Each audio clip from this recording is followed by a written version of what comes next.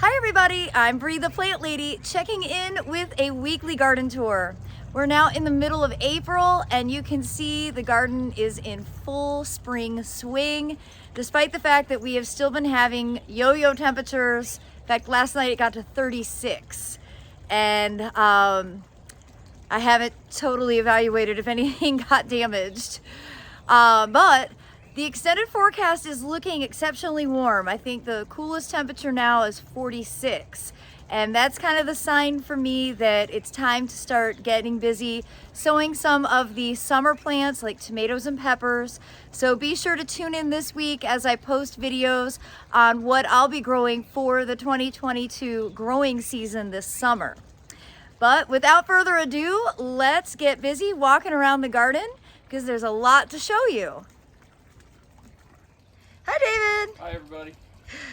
So here we are on the back porch. You can see the Miss America mustard is in full flower, and this is part of the reason that I grow it. You can cut these flowers off.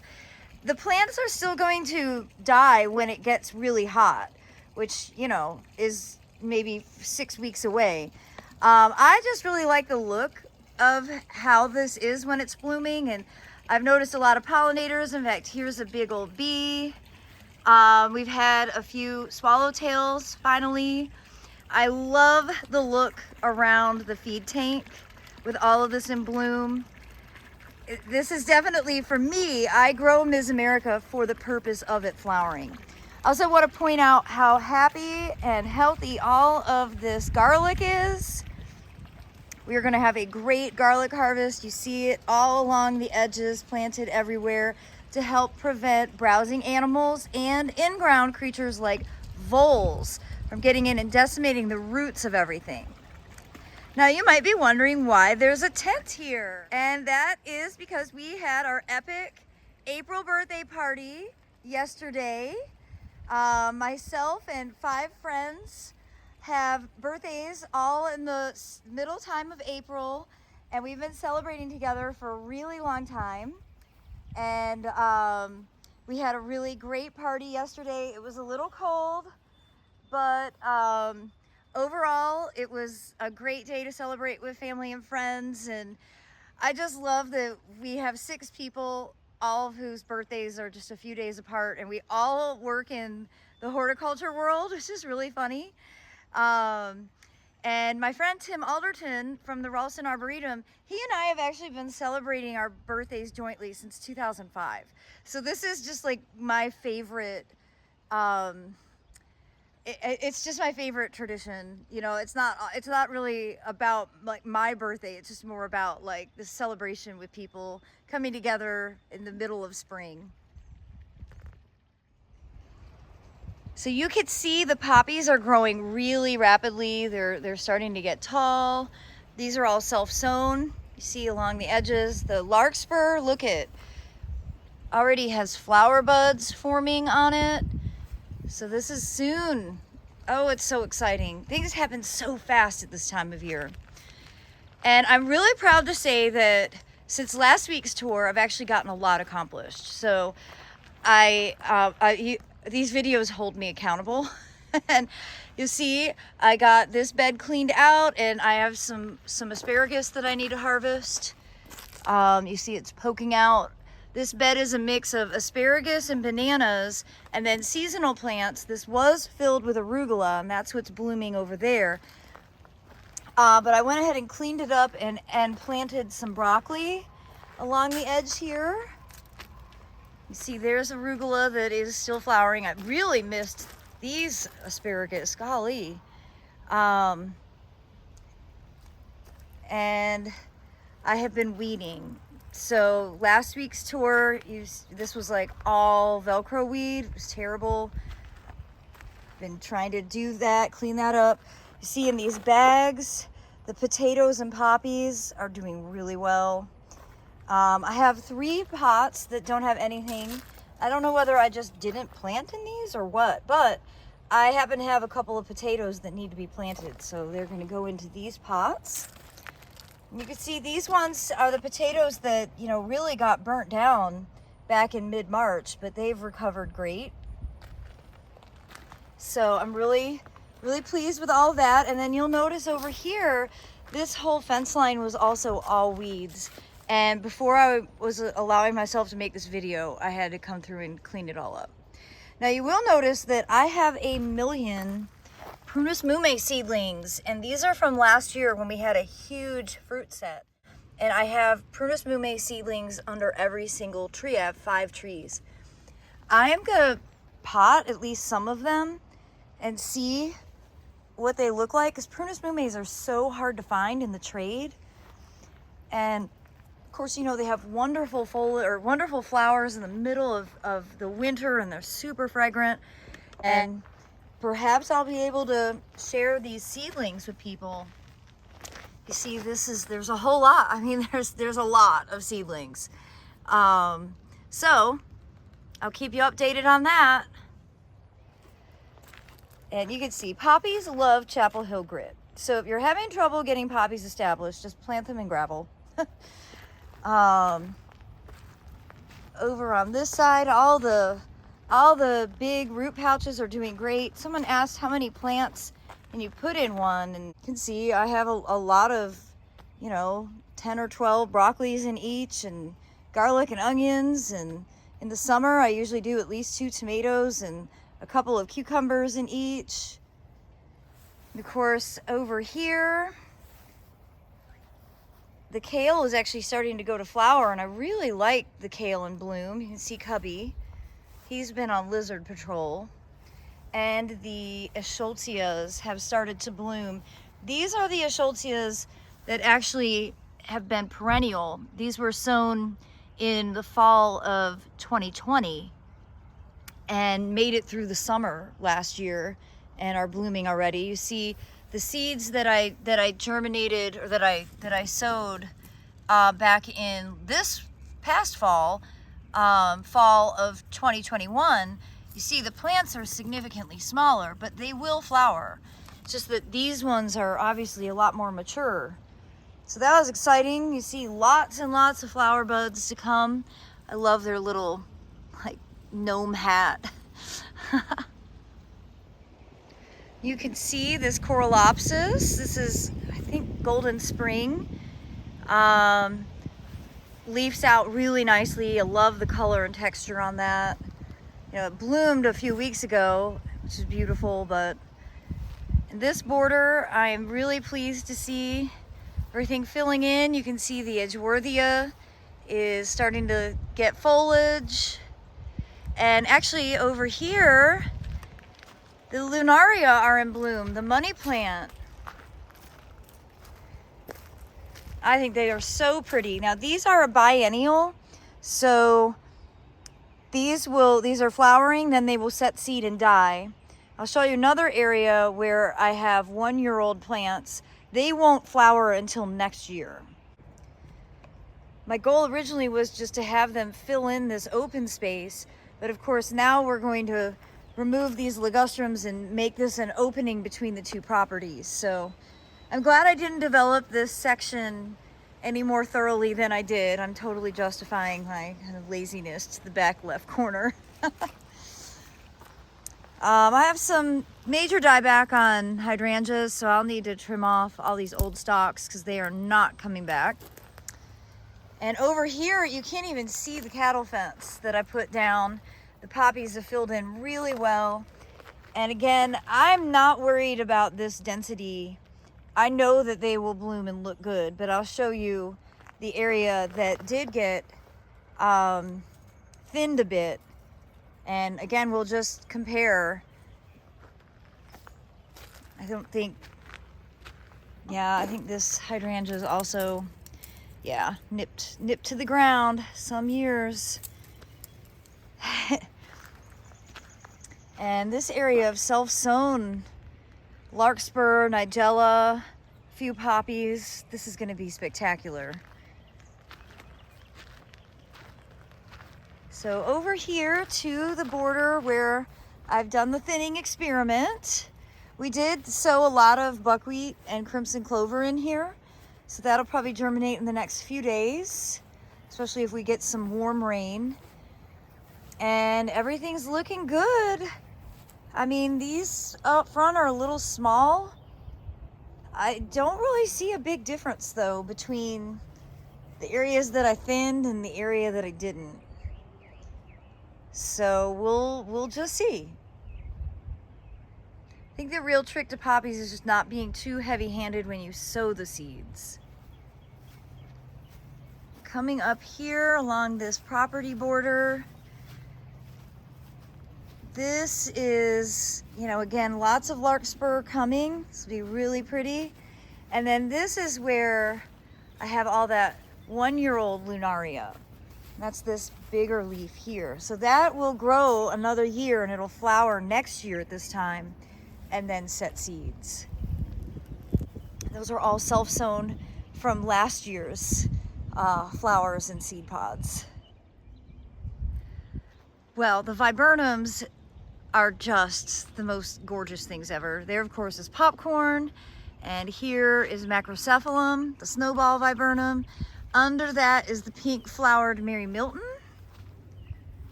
It's not quite open yet, but looking good.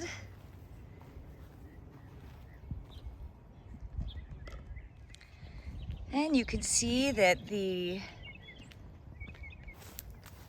barley wave is doing wonderfully. I did sow some buckwheat up in this area where it's a little thin, but I'm really happy to see how it's doing. But I definitely know this, like in the summer, this is not full sun anymore. So I have to think about different plant combinations for here and not make the same mistake next door by planting so many trees. I don't quite understand why some clumps are like so tall and others aren't. I have not fertilized, and I probably it would be of benefit to go ahead and just toss some Dr. Earth granular organic fertilizer out here. I might do that this afternoon. I did manage to get this bed cleaned up and seeded heavily with the buckwheat and crimson clover.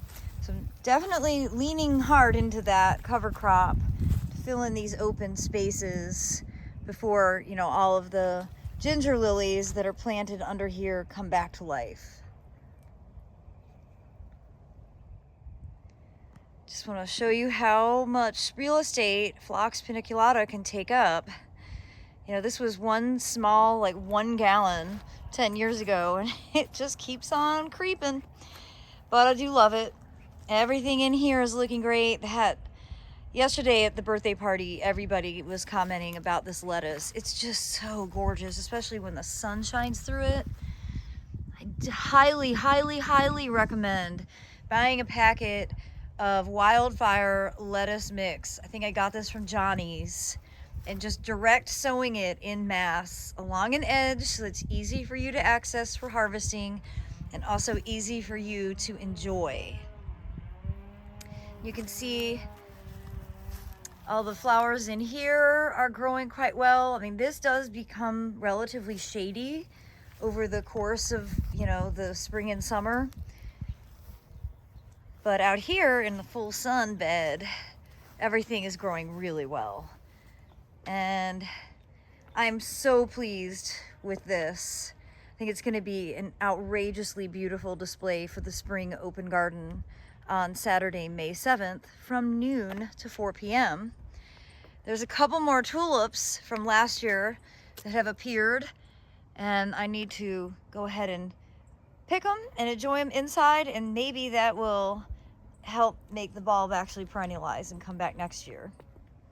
You can see we had some artistry at yesterday's birthday party. So our food theme yesterday was Mediterranean, and it was so good. And we have a fabulous local Mediterranean restaurant called Mills Cafe. And not only do they cater and have restaurant service, they have a food truck. So tomorrow when I return some of the catering pans, I am going to inquire about the possibility of them parking their food truck here during the spring open garden. So fingers crossed, that would be awesome. I mean, I would appreciate it because I love their food, and Spring Open Garden is kind of hectic, and I think having food here would just like take it up a notch. So hopefully next week I'll have an update on that. All the containers out front are doing great. I should show you Snowy Belle, the best strawberry that's ever been created. And it is starting to form fruits. So soon, soon, soon. And remember, this is the one that I got this in May. I was harvesting strawberries every week all the way until January. It's really remarkable. But I'm definitely pleased to see that the snapdragons are starting to finally bud back up. They were really damaged from the cold snap that we had in mid-March, but they're recovering. Everything out here looks great. I'm not sure what happened to the barley. I kind of suspect that some children got excited about the barley yesterday, and it's flopping. I don't think that I don't think it's lodging because of the plant. I think it's lodging because somebody like messed around with it a little too much. But that's okay. I'll just trim that. And I think it's the coolest thing ever. I mean, it maybe isn't for everyone, but it is for me.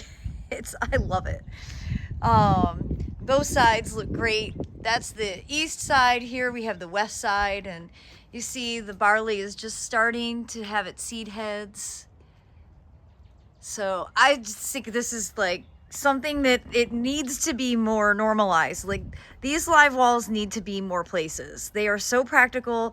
You know, it's hooked up to the hose, it's on a timer, it's very low maintenance, and it's so creative, and it's such an easy way to create a room. And you know, I can move it whenever I want because it's on wheels. All these containers are doing great. You see the parsley is really jumping. And I was hoping that the swallowtail butterflies would lay their eggs close by so the larvae could enjoy the parsley. I happen to love parsley for its flowers. I grow way more parsley than what we would actually eat. I primarily grow it for the swallowtails, but I think it's a really cool architectural plant.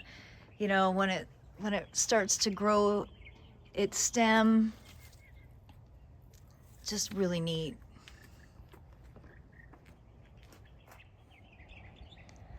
And here, this viburnum, I believe this is Shasta, is starting to flower, which is exciting. And I know I showed you last week, but more papyrus is growing, and you can see this one's already starting to do its leafy thing. The persimmons are starting to leaf out. This one's a little slower, but this weeping one, which is where I've gotten quite a few fruit from, is definitely ahead of the game, and they will be blooming probably in the next couple of weeks. So that's always fun. Hey, Cubs. Everything over here is jumping. It's so awesome. My mom was so excited to see how well the poppies are doing just in these soil cube bags. I swear, if this is the easiest thing, like if you don't have a lot of space, you don't want to commit a bunch of area in your landscape to annuals, just get a soil cube bag and sow some seeds directly in it. I mean, this is going to be awesome when they are flowering. I think definitely I've proving this year you can absolutely direct seed poppies in containers. I'm excited for these to actually start flowering. And when I picked this up and moved it, I realized, like, look, there's poppies that are seeding out of the sides of this container. It's so funny. It's kind of the tail end of this Pinkster native azalea. Definitely such a pretty plant, and I need to harvest cabbage today.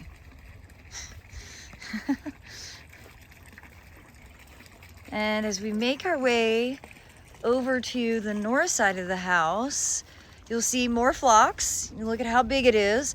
It's about time to do the Chelsea chop, which is essentially just cutting this phlox down halfway, or maybe even lower than halfway. So if you don't, it will be way too tall and it'll flop over when we have heavy rains in the summer when it's flowering. So there's a lot of perennials that benefit from a mid-spring cutback, and Phlox paniculata is one that really definitely needs that. Now, I've been cutting Declaration, bringing it inside. This is a particularly pretty corner of the garden right now with the Jack's Camellia and then this amazing fragrant lilac in bloom. Again, this is Declaration from the U.S. National Arboretum, and it really does smell like a lilac is supposed to smell. And you can see it's really healthy. This has been planted 11 years. I'm really pleased with how healthy this one is compared to over here, my longtime favorite, Excel, that is definitely on its way out. And another little pretty section on the north side. The last few blooms of Royal Velvet Camellia and High Tide Rhododendron Native Azalea, and my favorite, October Affair. Look at that perfect flower. Well, I hope you have enjoyed today's garden tour, and thank you all so much for your positive feedback and encouragement to get David Savio on board with making his own YouTube channel. I'm so glad that you all enjoyed those videos, and I will definitely go back to make more tours from their garden, but keep up the positive feedback because I think he really is thinking about making his own channel now. Well, I look forward to giving y'all another update next week, and in the meantime, I'll be posting a lot of videos about what I'm doing to prepare for upcoming summer crops. I'm gonna hopefully get at least some of my pepper seeds sown this week, and I'm actually heading up to Baltimore this week to check out the Foodscape Revolution plant line, so I'll be sure to post an update video from that as well. Thanks so much for watching, everybody.